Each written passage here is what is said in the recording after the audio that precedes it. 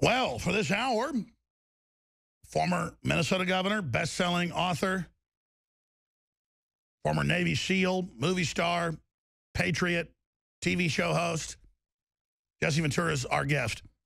I remember when he, for several years, was kicked off of MSNBC back when it had bigger ratings than CNN or Fox, huge ratings. They killed it. He wouldn't endorse the Iraq war, so they just kicked him off the air, even though he had great ratings. That's why I really respect Jesse Ventura. You also have somebody like Donald Trump, who was against the war at that time. And so even though I don't agree with maybe 10% of what Jesse Ventura stands for, it doesn't matter, because all I want is somebody that has integrity, whether they be a talk show host or whether they be a president or a governor. And that's what it's really all about. What Jesse Ventura says he stands for is what he stands for. And there's so much to talk to him about, but I got to tell you, getting to know him now, hard to believe, like 8, 9 years ago. And now being a guest on several seasons of his popular show, Conspiracy Theory. Everything we talked about, the NSA spying, the FEMA centers, that's now been declassified, by the way, last year. We've covered it, the resettlement program, the program for world government, atmospheric manipulation, that's been partially declassified. The Brexit, leaving the euro, all of this is what he and I and others have covered because it was in the documents. It wasn't speculation. It really is mind-blowing. And so we have to ask ourselves, what point have we gotten to as a civilization where world government is out in the open? They admit it's a corporate, unelected world government. And those of us that exposed it before it was even admitted to exist, do we get an apology? And see, it's not about those of you that exposed us getting an apology or myself getting an apology. It's about the fact that we knew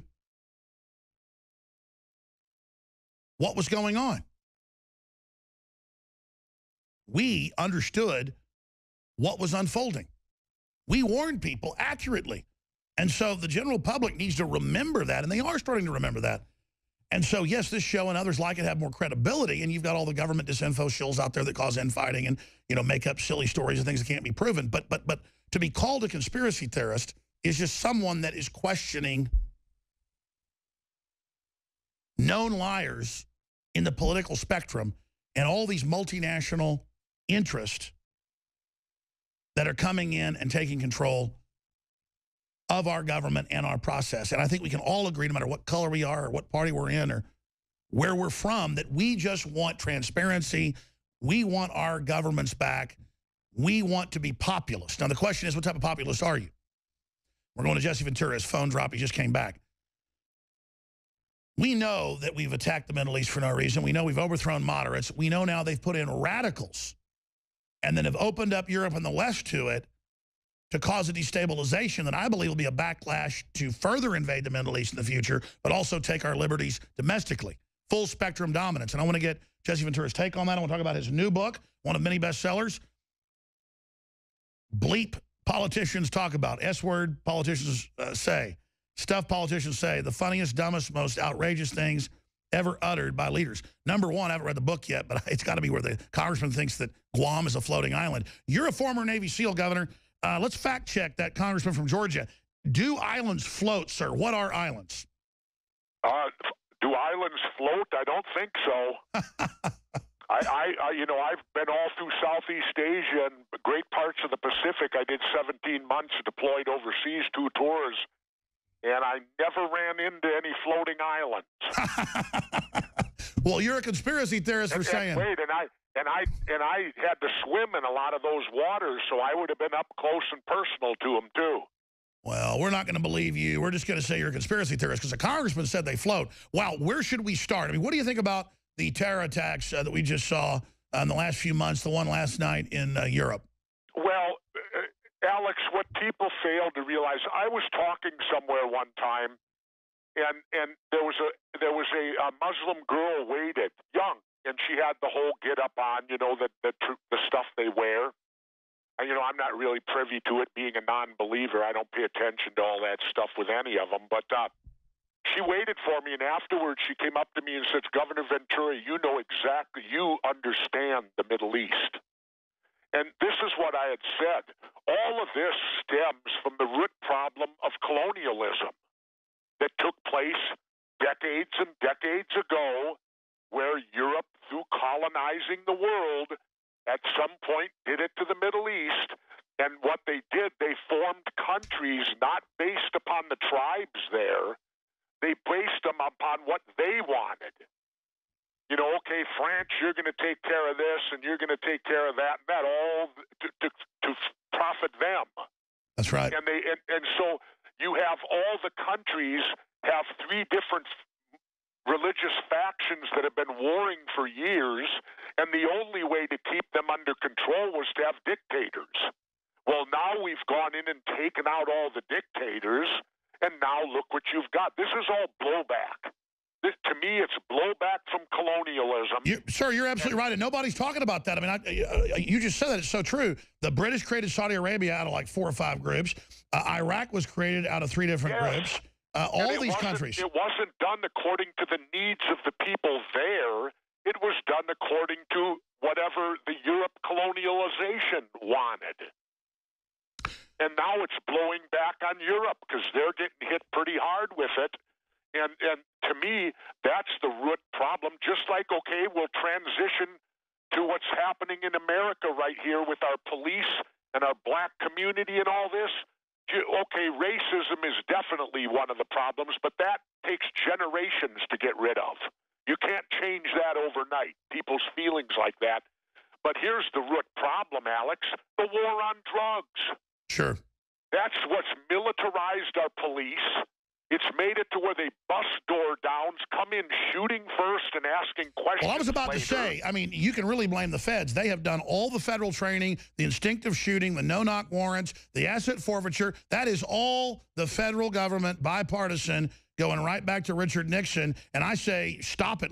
Just like you say, I totally agree. Yeah, well, the point is that's if you end the war on drugs, you end the militarization of our police. When I was doing my internet show, I had a 10 or 12-year Baltimore police cop veteran on, and he agreed with me and concurred fully with that position. By the way, speaking of that, you've done all sorts of TV shows. Can I talk about the RT thing coming up? Well, I haven't officially inked it yet. It's unofficial.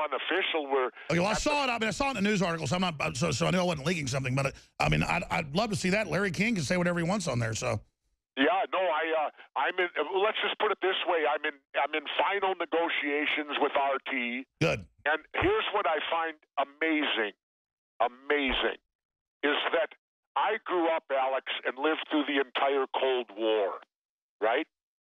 And now I'm censored throughout the United States. I can't get on TV shows. I can't do this. I got 33 media conglomerates opposing my lawsuit to clear my name and all this stuff. And yet, who's going to give me the freedom to speak freely? The Russians? That's crazy. And you know what's crazy is I've talked to folks that have had shows, and I've talked to one of the producers for Larry King, because I've met King before out in L.A., and they said, no, he can just say whatever he wants. They don't even ask what he's going to say. And it's like, wow, working at MSNBC, I know, being around Fox and CNN, they try to control everything you say. Alex, I found this out when I went to Moscow in December. When Vladimir Putin spoke that night at the 10-year anniversary, he stated he will never interfere artistically. He will never interfere with anything we want to talk about. But we hear from our media, he totally controls the media. Oh, it's the opposite. I'm going there for freedom. I can't even talk here. It's the Russians who are giving me free speech to Jesse Ventura. Well, that's because they've already been to the bottom, and we haven't hit the bottom yet, and I don't wonder how far. Well, the point is they're embracing capitalism. I know. When I was over there, they're embracing it so much, Alex. All stores are open 24/7. I know. That's competition. Everything's open all the time. Amazing, amazing. Well, I can't wait. I saw. Alex, is that not embracing capitalism? I know they have lower taxes than we do. You can go out at 3 in the morning and buy a tuxedo. Someone will be there to wait on you. That's crazy. Now, I've talked to folks. They're really trying to rebuild Russia. And look at how the West has got all these sanctions and moving weapons in. Did you see Putin come out and warn the press of nuclear war? And the Chinese president just Monday warned of war with the United States. And again, I don't defend the Communist Chinese. They're a terrible government, but their people are good. But it's true that the West is really moving in up against their borders. It's also a fact. I heard Putin speak. He was getting grilled by a BBC guy. And the guy was grilling Putin on Russia's aggression. And Putin was so cool and calm, he said, well, let's put this into common sense for a moment, if we can. Russia has 2 bases military outside of Russia. 2 or 3, yeah. The United States has 178? Big ones. It's like 500. Something like that. About 500. And like Putin said, using common sense, who's the aggressor? I mean, come on. We got military. I'm for closing them bases and bringing our young men and women home where they belong. And then if you want to have them guard our border, let's do it with the U.S. military. Well, that's what they're supposed to do in the Constitution. You know? Well, that's what I'm advocating. If you're worried about our borders, let's have the military truly protect America. Yeah, walls are not going to do it. I mean, I like Trump, but the wall thing, just build a bigger ladder or dig under it. I mean, give me a break. I mean, Jesse Ventura is our guest. Stay with us. We'll be right back. Well, talking to my good friend Jesse Ventura during the break, and I say good friend because he just is a really good guy. He's been through so much demonization, so much disinfo, because they were scared of him running for president. Well, he was just telling me, you know, he never really made it announced, but he's not running for president. He was telling me why, and I want him to spend some time talking about that, the state of the world, and where he sees things are going. So, Governor, if you don't mind, repeat what you were just telling me during the break. Well, I took hard consideration to run, Alex. The Libertarians contacted me on 2 occasions and invited me to their big convention in Orlando. But I chose not to go because I sat down with my wife and we talked, and here's how I felt. I'm 65. It's my birthday. I go on Medicare today. Ain't that wonderful? Happy birthday. I didn't know it was your birthday. You're welcome. Thank you, I should say. Yeah, anyway, though, okay, I run and I run to win. And I truly think I could have won in light of the fact that both these candidates have negatives that are, over 50%. But that aside, I had it in my gut to run. I wanted to debate him. I'd love to take him on. But where I fell short in my heart was I didn't feel at this time in my life that I wanted to give 100% till age 70 minimum. And you got to do it. And I just didn't feel I could do that. If it was 10 years ago, I would have did it. But at this point, personally, in my life, I know I got only a finite number of years left, and as you get older and go on Medicare, it actually becomes more apparent to you, believe it or not. And I just couldn't bring myself to dedicate the 100% needed to do that. And my wife did not want me to run, and she's been with me 41 years, and I always say this, I will pick her over any elected official position. Oh, she's a great lady. Any of them. Absolutely, but expanding on why you're very close to doing this big show with RT. RT globally is much bigger than CNN. Hundreds of millions of viewers. I mean, it's really amazing. It's second only to the BBC now in the world. It's like in 800 million homes throughout the world. Which shows how discredited our media is. CNN used to be one of the biggest. Now no one will carry it overseas. We're so distrusted. So let's talk about that. You were saying you have a larger mission than just trying to be U.S. president. Well, when I chose not to run for president, this December I made a trip to Moscow on behalf of RT because RT and I are going to work together, Russian television, I hope. We're very close right now to doing the deal. And I'm getting older, and, you choose the things you want to do or the legacy you want to finish your life with. And I was so impressed with the Russian people when I went over there meeting the common people. And it bothered me so much having parents who fought side by side with the Russians as allies in World War II. My father spoke very highly of the Russians he met and knew. And I want my legacy now to be, I want to work for Russian television, and I want to try to bridge the gap any small way I can to make the United States and Russia friends instead of enemies. We should be friends. not adversaries or enemies anymore.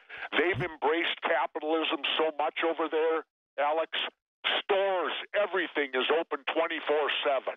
Now that's capitalism. What do you make of NATO, the globalists, the Republicans and Democrats, Obama, trying to start a war with Russia? It's just crazy. This isn't Iraq. It is utterly crazy. I met Russian people over there the short time I was there. They're happy people. They're out from underneath communism. They're enjoying a freedom they've never felt before. But they're new. They're just growing at it. Imagine what our country was like in its first 10 years, or whatever it's been now. I guess 91 when it fell, so it's a little over 25 lousy years. Well, they have to have a chance, and we're not giving it to them. Where we ought to be standing with them and working with them, I guess our industrial war machine needs to be fed continually, doesn't it? Well, my job, I believe, in life right now is going to be to try to overbridge that. I want to be friends with Russia, not enemies with Sure. them. Well, world government wants world government, and Russia doesn't want to be part of the world government. So that's what's happened. In fact, it's only Russia that's the holdout. The communist Chinese are heavily involved in the whole project, though they've been kind of double-crossing each other. We're going to break here in a moment but and talk about your book. But what do you make of, just briefly, all the communist Chinese talk of war with the U.S.? Just crazy. Well, I haven't followed that, Alex. That's new to me. I don't watch the news and like you do. You know, I try to break away from it. Well, our news won't tell anybody about it. We write articles about the official Communist Party saying they're getting ready for war with the U.S. This is unprecedented talk.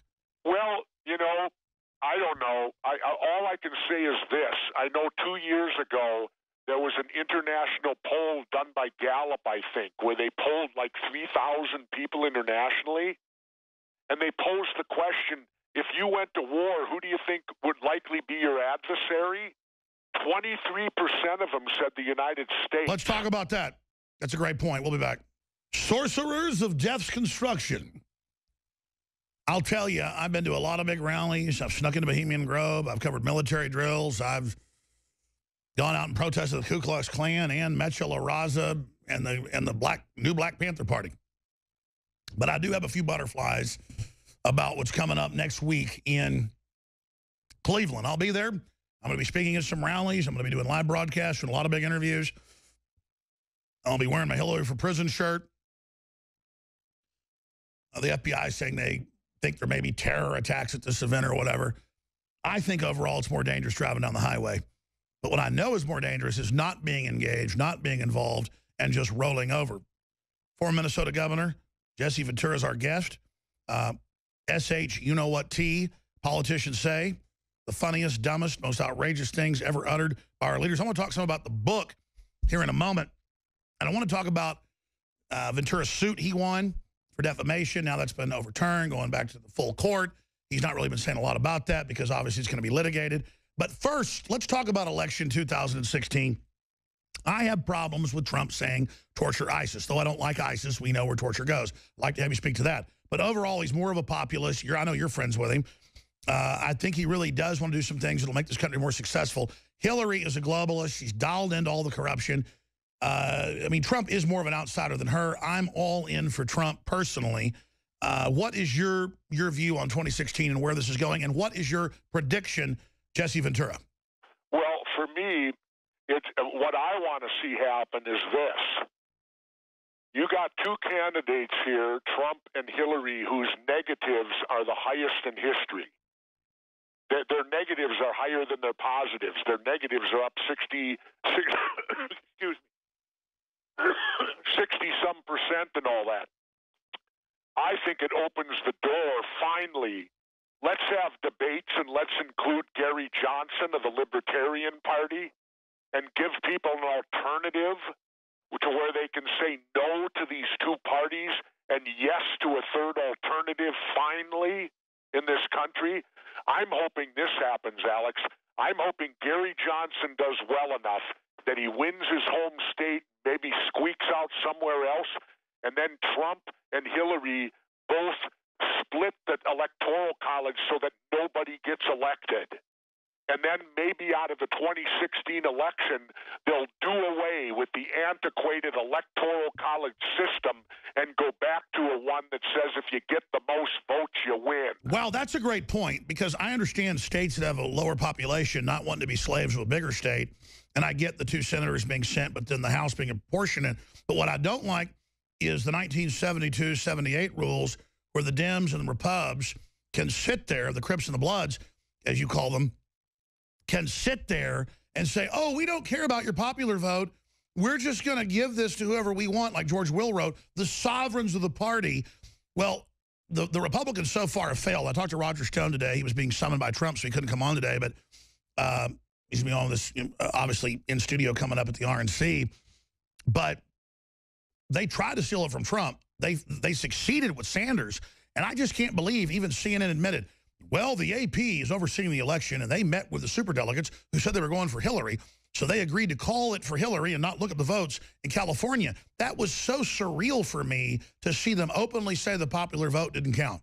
Well, let's just go back to every other election. If you go for mayor, governor, congressman, senator, he who gets the most votes wins. Yet in 2000, Al Gore got 500,000 more votes, yet George Bush was the president. Now, that's insane. How can you get the most votes and lose? It's insane. And the reason you got the Electoral College initially was because they had to do it. They had to ride by horseback to Washington to elect the president, so they had to send delegates. Well, when's the last time anybody went on horseback to Washington? What do you think of the arrogance of the Dems and Republicans claiming they could just ignore the popular vote openly? I mean, this has been pushed out in the open, is what I'm saying. Yeah, it's horrible. And the point is, why isn't Gary Johnson? We haven't seen a third party since Ross Perot in '92 up on that stage. Why? What's wrong with having a third or a fourth? Have 4 people up there, and then people can look at all 4 of them, or 3. Greenie you can put up there too. The Green Party, the Libertarians, the Democrats, and the Republicans. And that way the people can hear 4 people and what their vision is. Because I am voting for Gary Johnson proudly. I'm voting for someone, not against someone. You have been friends with Trump for a long time. Overall, yeah, but Gary goes where I go. Gary believes in sure. No, I totally respect what you're saying. And he believes in ending the war on drugs. Listen, Jesse, I totally hear what you're saying. My question is, separately, just Trump is the man who I know you've been friends with for a long time. I mean, do you think he's for real in what he's doing? I certainly want to believe he is. I mean, it's the most important job pretty much on the planet. Well, I think he's very serious. I think he's very serious. Do it because I didn't feel I could give 100% in doing the job. What do you make of his overall courage? I mean, out there in the face of all these threats and what he's doing, he's sure working his butt off. Well, and he needs to, but he should also be careful. It's a thing, you know, I'm the conspiracy theorist, right? I'm labeled that because I did the TV show and this and that. Well, let's do a scenario for a minute and have a little morbid fun with it, Alex. Okay, you guys, Trump is being set up perfectly to be taken out because he now is going to pick this insider from Indiana who's well received by the establishment Republicans, quote, to unite the party back. Well, he's only going to be a heartbeat away. Now, who do you think would make the best Lee Harvey Oswald? An undocumented Mexican or a Muslim? It'd be a disgruntled right-winger. That's what they want to do. Well, no. I think you put it on to maybe an undocumented Mexican. That way we'll hate Mexico even worse because he assassinated Donald. Think about it. I mean, I'm having fun. If I was a script writer. No, I hear you. Well, listen, the Secret Service admits that Donald Trump is probably the most threatened candidate in history. And we've seen a repeat. And I've talked to the insiders. I'm just going to leave it at that, not just Stone. And what's happened here is, it's just like 1980 when they told Reagan, you better take George Herbert Walker Bush or we're not going to let you have it. They still are fighting today in the Rules Committee as we speak to try to steal the nomination from Trump. But it's basically failed. And that is from Stone and one other person. But they were just saying Gingrich is even worse. And that's who the elite upped the number Adelson upped the number to $300 million if Trump would have taken Gingrich. Instead, he took this gentleman, Mr. Pence, Governor Pence, because he's seen as not as aggressive and as dangerous, and they don't see him as somebody that would try to assassinate Trump. Little Bird told me that. So what do you make of that? Well, I don't know, but like I said, I always made. Why do you think I made the statement in jest, but it had some reality to it? When I said I wanted to run, but I wanted Howard Stern as my running mate. Yeah, so they never want to kill you to not make the president Howard Stern. Exactly.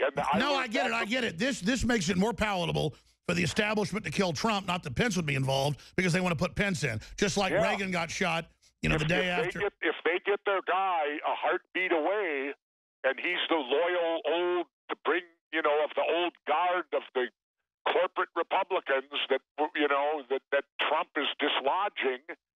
Hey, Donald's only one guy. See, that's why Trump would have been better off to take me, because they would want him way more than me. No, I hear you. Absolutely. You would have been a great choice. You would have been a great choice. And I say that, you laugh about it, but I don't, this is the most power game in the world we're talking here. And you don't think people will take drastic measures if they feel the times are drastic? They will. That is an amazing point you just raised. Okay, in your gut, if you're sitting around the dinner table with your wife talking about, Jesse, who do you think is going to win the election? What do you tell her? Right now, I don't know.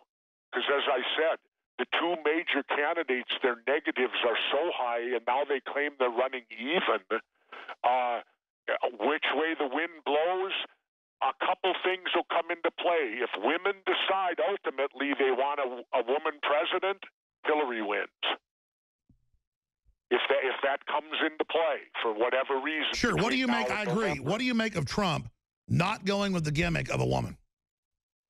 Of not doing what? I mean, I think it would have been a plus. There's a lot of able women. I'm actually surprised. If I was Trump, I probably would have gone with a woman. Yeah, but wouldn't that look like what you're doing? Yeah, but I mean, if it's a qualified person, I mean, what does it matter? I don't know. Well, Hillary's saying Elizabeth Warren, where it's all women, so it's total gimmick. Well, and she hasn't picked Elizabeth Warren yet.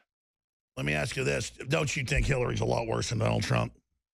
Do I think Hillary's worse than Donald Trump? Yeah. I don't. To be honest, here's the problem. As an individual, no, Donald probably isn't as bad as an individual. But what I worry about are the parties. And I don't care what you say, I fear the Republicans more than I do the Democrats. And so if the Republicans have the power, that means Republican things are going to get implemented, which means what? Women won't be allowed abortions anymore? And things of that nature, are gay rights. Gay people can't get married now because the Repubs are back in charge. So when it comes to that, as individuals, but the fear I have is the parties run the operation no matter what, especially if Donald, gives in and picks a party solid guy to unite them, well, then they're going to get their influence back. Well, let's talk about that. I mean, you were the populist dark horse that got into Minnesota and the model for Schwarzenegger and everything else. And, I mean, what was it like? I mean, you talk about first week there, the CIA comes to visit you. You might, tell folks that story again. I mean, because you've been there. What is it like even at a state level with the bureaucracy when it shows up and tells you who's boss? Well, they don't really tell you who's boss. What you've got to do, you've got to create the main people around you. You have to trust explicitly that they are loyal to your agenda and not to and they're not being influenced by any other agenda. And that's what I fear in the case of Trump. He's a Republican. So the Republicans are going to get their foothold in there. They're going to get their people onto the inside, maybe as a chief of staff or an assistant to this or that. And see, that's the part you got to worry about. Your most loyal people that you count on one hand had better completely be from your corner and not be coming in with an ulterior motive. Well, that's right. Even if you're running a media organization or a business or a company, your biggest issue is your lieutenants going out on their own agendas. Right. and you want you have to have their loyalty. Have to. And it ain't going to come from the political party, the established party, because the established party's loyalty is to the established party, not to you. It was interesting. When I became governor, I didn't hire hardly anybody from the Independence Party, and I told them point blank. I said, if you elected me thinking you were going to get a job at the Capitol, you were on board for the wrong reason. I will be hiring the best people to do the job at the Capitol, and politics will not come into play on that aspect. And I took a lot of heat from my own party because of that. Because so many people think when you win, ooh, I helped, now I get this cushy job. Well, with me, not unless you're qualified to do that cushy job. Jesse Ventura's our guest. Well, it's like George Bush when he put his buddy who ran the American Arabian Club for horses or something in charge of FEMA. Remember? Brownie, you're doing a hell of a job. Oh, yeah. Well, there's your example. He puts a guy who ain't even qualified, don't know nothing about it, in charge of the military. Another good example, Dick Cheney. Never served a day, got 5 deferments, yet he's made Secretary of Defense. Well, that's a neocon thing where everybody has to be a chicken hawk. You're not in the club unless you're a chicken hawk. So whatever, but I mean, see, that's where I was different, and that's where Donald has to maintain his integrity. Keep his original people who believed in what he was doing intact, who are loyal to him. Because if he lets the party get the foothold in there... No, I totally agree. This Pence thing is not good. But, I mean, compared to Gingrich, I mean, if he'd have done Gingrich, it'd have been some... I was intending I heard the general would have been a great pick, but they didn't like it because he was too socially liberal. I know, which I thought would have been a good move to actually... Oh, I thought that was the best move he could. That would be the way he'd get some of the Sanders people. And Flynn has a lot of integrity. He's the guy that exposed that Obama and everybody's running Al-Qaeda and ISIS. There you go. I would have, had I been Trump, he would have been my choice. Not any of these other old Well, the left was scared of him. They kind of exaggerated some of the more liberal things, but he is more quasi that way. But, I mean, Flynn's just really, I looked at his whole history. He got fired by Obama for, wanting to knock back ISIS. And really he's done a lot of great work and is a patriot. You can look at him, though. I mean, he's not an egomaniac, crazy person. I mean, I'll be honest, Jesse. I'm hanging around you, totally normal guy, just a real person. I've been around, at rallies and stuff. I've covered Hillary. You just see her in person. She looks like a rubber, Joker creature or something. And of course, her actions are evil. But, I mean, just the way she looks, she's scary to me. I mean, I'll be honest. I'm voting for Trump just because Hillary scares me. And by the way, you say you like the Russians. The Russian government officially tries to not get involved in our politics, but they say we're scared of Hillary, and Trump is the clear, better choice for Russia, just so you know. Yeah, but you know what? Maybe, but I still won't go as far as to vote for those parties. That's why I'll differ from you to the very end. I'm voting for supporting Gary Johnson, who will get us out of the wars and will end the war on drugs. Those are two. I know Gary Johnson. I know you know him, too. He's been on the show a lot. I've been around him in person quite a bit. And, man, it's like you're talking to a frickin' brick wall or a robot or something, man. Not an evil robot, but a robot. I like people that are real, Jesse. Like, I mean, well, you know I Gary. Understand that. See, the difference between, and it's sad, the difference between Gary and I, if I would have did it, I have something that is required, I believe, Alex. And you know what that something is? It's called charisma. That's exactly. Yeah, he doesn't have it. Yeah, and unfortunately, Gary is not a person that walks around with great charisma. And it shouldn't matter, but unfortunately it does. But I will still vote for him because I ain't voting. Sure, I'll be honest. I don't trust somebody who doesn't have charisma. And Hillary doesn't have it. She has, the opposite of it. You have it. I have it, obviously. Trump's got it. If you don't have charisma, just get the hell away from me. It's who I am. A woman can be the most beautiful woman in the world. She doesn't have charisma. She's uglier to hell to me. A woman isn't even that good looking. She's got charisma. Baby, that is sexy. Final segment with Jesse Ventura. I was just talking about Black Lives Matter with Governor Ventura, and we'll get into that in another interview, but he was just talking about this Minnesota case where the guy had a concealed carry. He had a job for many years as a manager, wasn't a bad guy, and the cops pull him over, get him out, and shoot him in the back 4 times because they see a gun, which he told them I have a gun. That's when they flip out. So there are bad cops. It does go on. My point is the globalists are manipulating that to cause a civil war to get us all fighting with each other. But I want to get into your book, but 60 seconds on the whole Black Lives Matter thing, Governor. Well, you know, I can only tell you this. When I was governor, we commissioned a big study in Minnesota with like 60 of our police forces on traffic stops. And it came back overwhelmingly blacks get stopped more, even though in comparison to the number of drivers. Overwhelmingly, they're patted down more. But here was the shocker. Overwhelmingly, the white people are caught with the contraband. More so than the blacks. Interesting.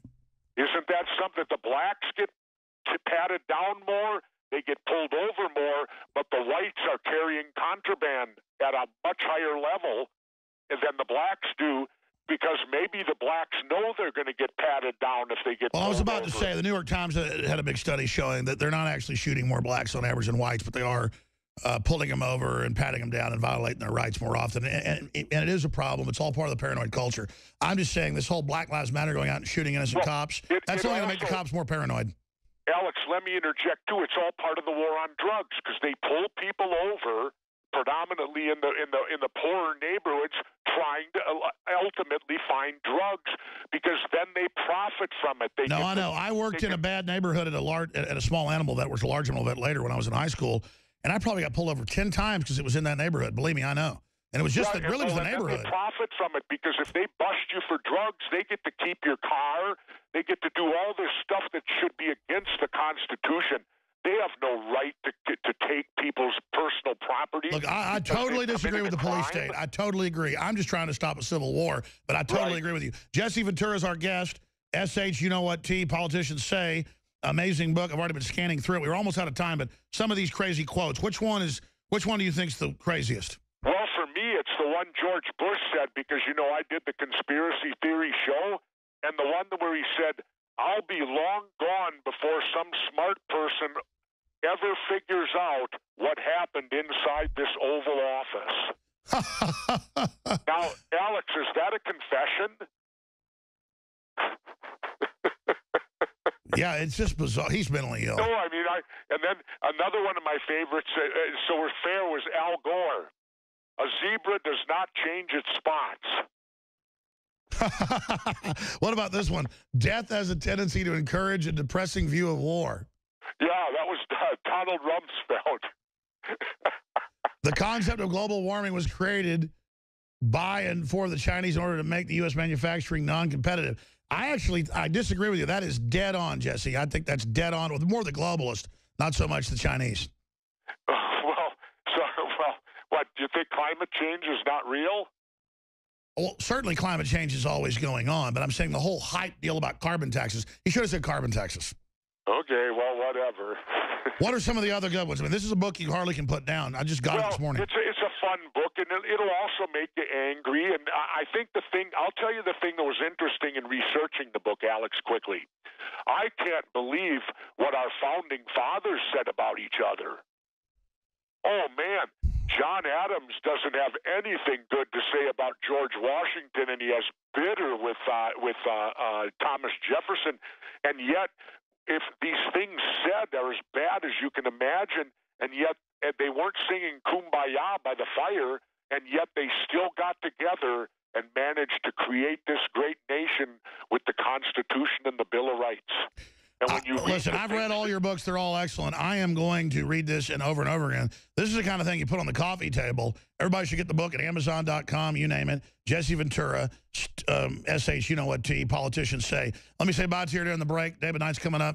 Jesse Ventura, thanks for joining us. I'm Alex Jones with Infowars.com.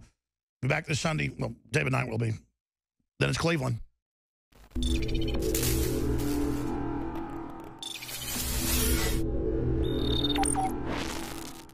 In the past decade, we have witnessed unparalleled scientific discoveries in the area of health. But no one has put together a formula that focuses directly on brain health, nerve growth factors, and optimizing your cellular energy at the same time. DNA Force is one of the most expensive formulas to produce. Some of the ingredients in DNA Force are $12,000 a kilogram. We are using the coveted, patented, only American source of PQQ, CoQ10, and more. You want the best that's out there at the lowest price anywhere? Well, we're bringing you a total win-win. The ultimate value, cutting-edge, trailblazing game changer that also supports the InfoWar. We have produced a limited run of DNA Force, and it will take up to 12 weeks to produce more once we sell out. Secure your DNA Force today at InfoWarsLife.com or call toll-free 888-253-3139. DNA Force from InfoWars Life.